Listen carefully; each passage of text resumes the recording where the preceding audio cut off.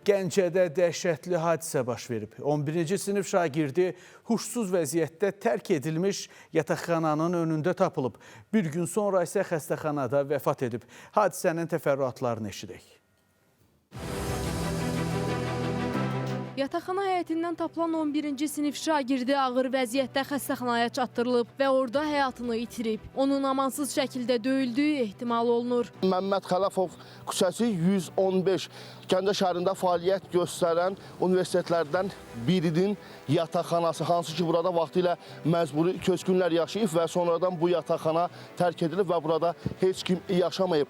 Gecə saatlarında Elgün İbrahimovun iniltili səsini yaxınlıqda yerləşən peşə məktəbinin gözətçisi eşidib. Bundan sonra hüquq mühafizə orqanlarına məlumat verilib. Peşə məktəbinin axranası gecə saat 11-in arasında zaten belə axranı ərazini gəzdirmiş işıqla. Görüb ki, səs gəlir, inilti səsi gəlir. Baxıb ki, orada kimsə səsi gəlir. Gez öz iş yoldaşına deyib ki, orada belə səs var. Onlar da polisə zəng gelib, psixolojiya zəng gelib, gəlib aparıblar.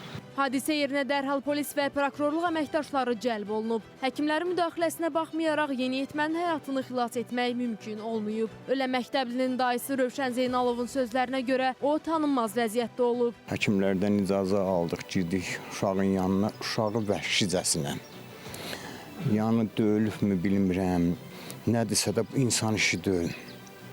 Ya döyüblərsə də bunu dəmirlə döyüblər, kuvaqla döyüblər, amansızcasına, vəhşicəsinə. Başı yoxdur uşağın. Başı tikət-tikən. Tanınmaz halda, gözü yerdə-ymir. Ciyarı partlayıb, ağciyarı, qaraciyarı, qavrqaları qırıq-qırıq.